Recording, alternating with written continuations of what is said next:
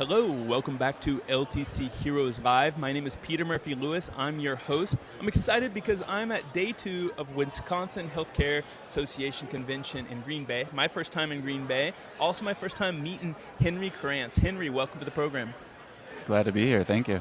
Henry, before I went live, you were telling me your background before you ended up becoming the assistant administrator at Hope Health and Rehabilitation Center, and I've never heard that type of background. So walk me through kind of the first day you heard about long-term care, which is a family member, and then speed up and tell me when was the first day you set your foot in knowing that you were going to work in long-term care? So growing up, it was just a family background. My grandpa worked in nursing home, started his own nursing home company in the late 60s. So my dad's the youngest of 8, so his sisters were in the business, and then eventually he got into the business as well. So I grew up around it a little bit, but not in the facility. I would just overhear kind of talk about it. Through my schooling, I never really had any intention of going to the nursing homes. My background's in neuroscience and Spanish.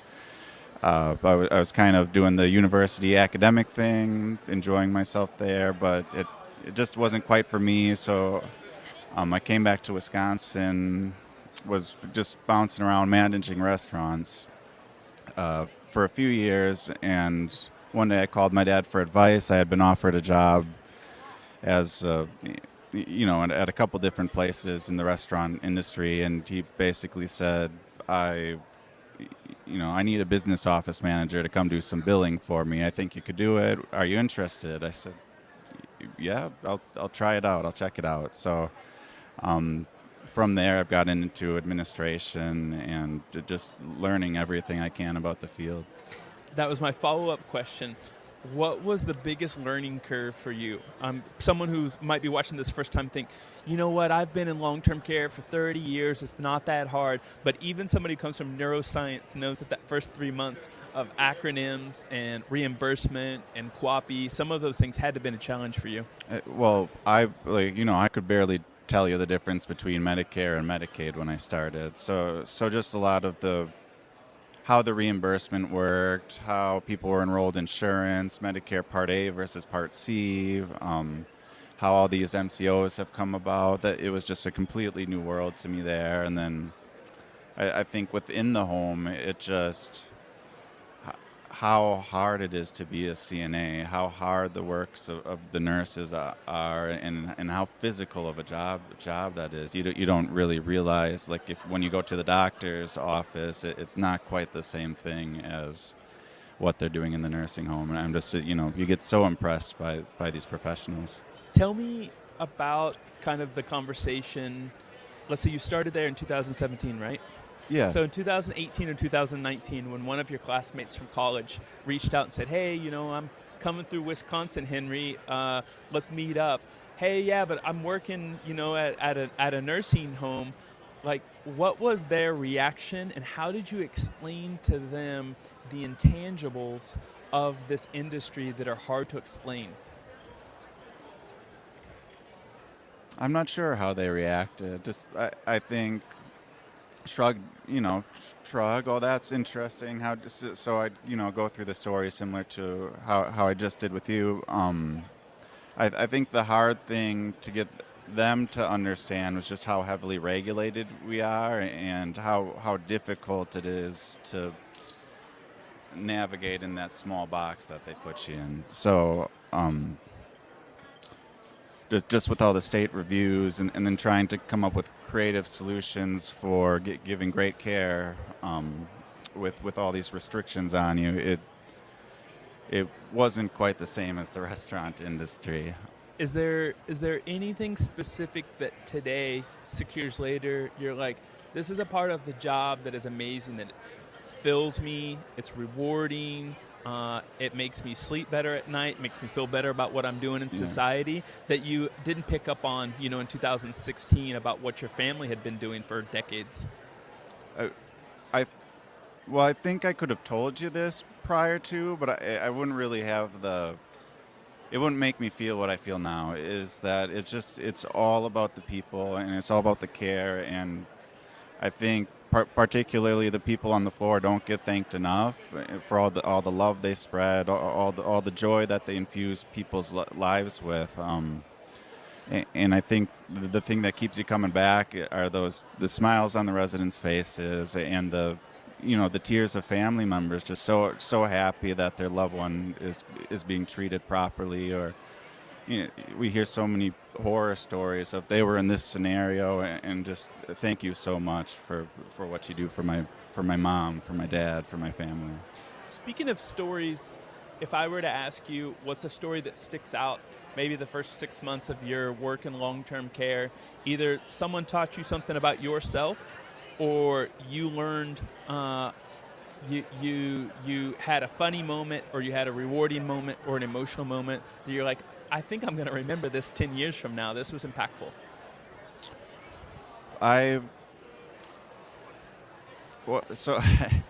made friends with this one resident, and I don't want to get too specific on him, but he was a little testy with some of the staff, and oftentimes a little crankier, and he had dementia. So I would go in there, and I would have the same conversation with him every day.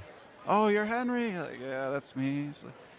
Like, where are you from? This, that, and you could kind of learn as you went how to respond to these questions to make him happy. And it was, from first day to the first week to the first month, to see that little incremental improvement,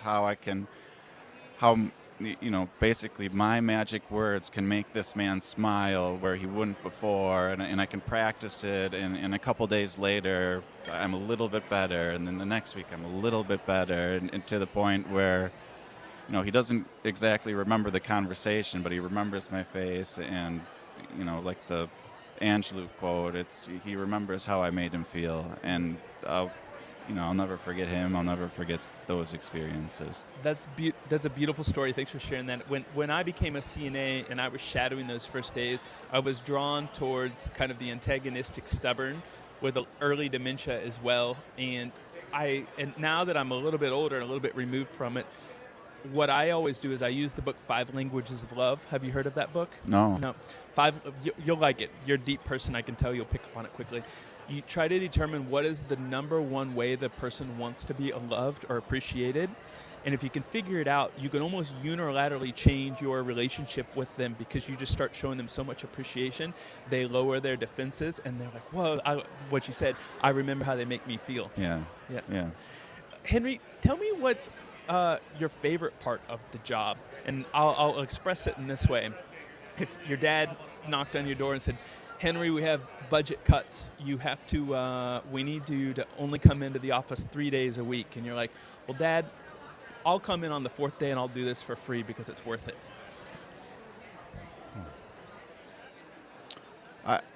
I'd say similar to you. You focus in on the stubborn conversations, and for me, I really like to.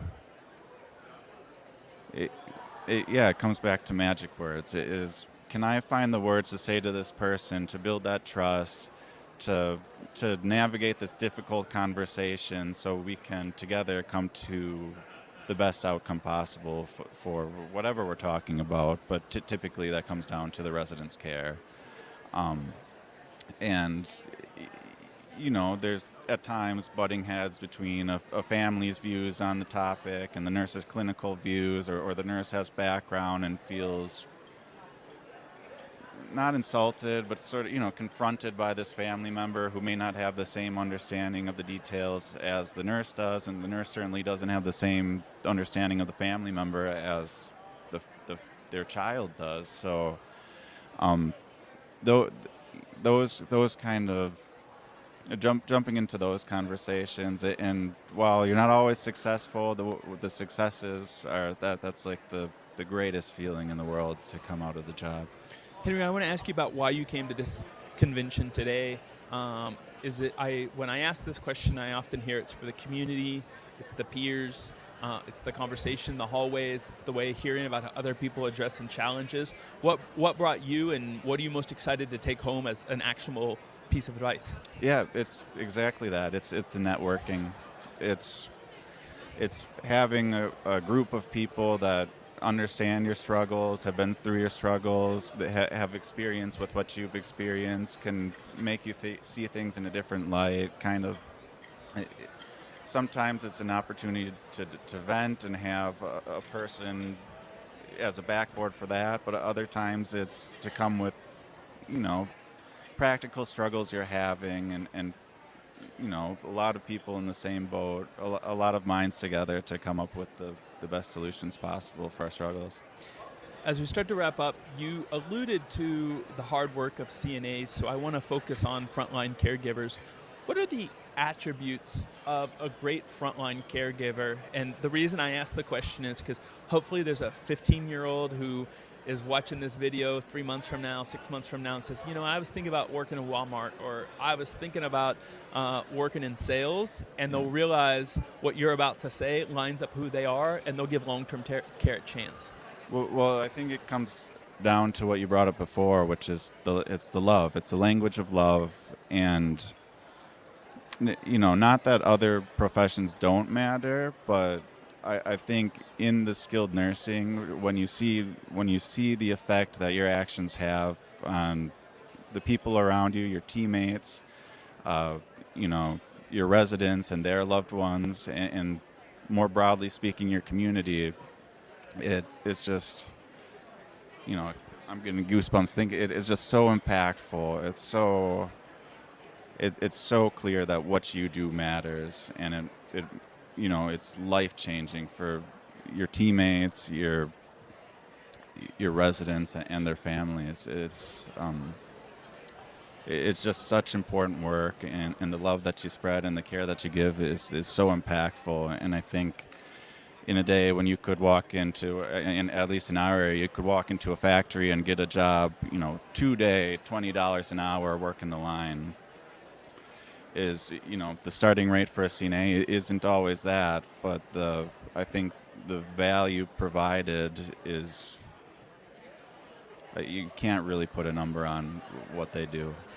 I love your visceral reaction to kind of what frontline caregivers do and who they are. This is one of my favorite parts, and I'm going to ask you to name one person that inspires you at your organization. And it could be someone who cuts the lawn, it could be someone who replaces light bulbs, but you feel like they're the epitome of what you described. And then I'd love for you to show them that video and see their reaction and know that you look up to them. And I want you to know, I don't want you to name 20 people on your team, just somebody who says you're like, wow, that person ticks to the right. I think the first person that comes to mind is our lead of environmental services. Her name's Jean Schultz, and just everything I described about the love spread, about the caring about people, about having your small actions affect a broader community. She embodies that, beyond description. She consistently, not directly, but we'll have interviews come in and say, "This is amazing. It's like somebody cares. I can't smell the normal nursing home smells. The toilets are clean. The hallways are beautiful. They're gleaming, and there's no inessential job in a nursing home." And Jean kind of goes to show how if people care a little bit, and if they will put a little bit of love in their work, it just, it's noticeable, and it to me, it's just so clear that, that little bit of love, what you do matters. And Jean, what you do matters, and it doesn't go unnoticed. Yeah. So thank you. That is cool. Henry, thank you so much for joining me on LTC Heroes. On behalf of our team, we're happy. And, just hearing that long-term care stole you from neuroscience means that we're a better place, means that Nebraska Healthcare has better care for the seniors here. Thank you so much for your time. Yes, sir.